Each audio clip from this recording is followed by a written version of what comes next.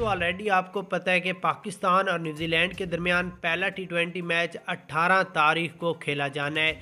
इस सीरीज़ और मैच शुरू होने से कबल आज जो प्रैक्टिस सेशन मैच खेला गया पाकिस्तानी टीम की जानिब से, जो कि पाक फ़ौज ने ट्रेनिंग दी है, उसके बाद मोहम्मद आमिर और बाबर आजम का पहली बार आमना सामना हुआ।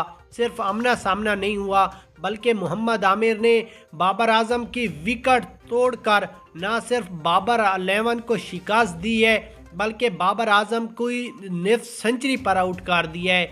बहुत ही अच्छी बॉलिंग, एक ही ओवर में 5 खिलाड़ियों को पवेलियन की राह दिखाने वाले मोहम्मद आमिर ने आज तारीख रकम कर दी और ये कहा है कि ना हम न्यूजीलैंड से जीतेंगे बल्कि यही सीरीज़ जीतकर हम वर्ल्ड कप की तैयारी मुकम्मल करेंगे और मोहम्मद आमिर अकेला अपने ही सर पर वर्ल्ड कप जितवाएगा। यहाँ पर आपने कमेंट सेक्शन में ये ज़रूर बताते जाना है क्या मोहम्मद आमिर पाकिस्तान टीम को जितवाने में कितना किरदार अहम अदा कर सकता है।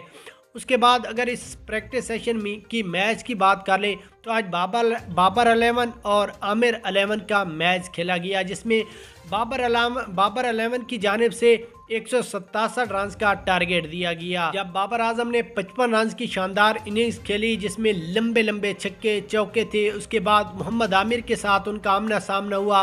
मोहम्मद आमिर ने पहली 3 गेंदें बीट करके चौथी गेंद पर बाबर आजम को पवेलियन की राह दिखा दी। सिर्फ यही नहीं बल्कि लगातार 3 खिलाड़ियों को आउट करके मोहम्मद आमिर ने एक ही ओवर में कई रिकॉर्ड कायम किए और बाबर आजम को बताया कि मेरे पास कितना टैलेंट है। ये आपको न्यूजीलैंड वाली सीरीज़ में पता चलेगा।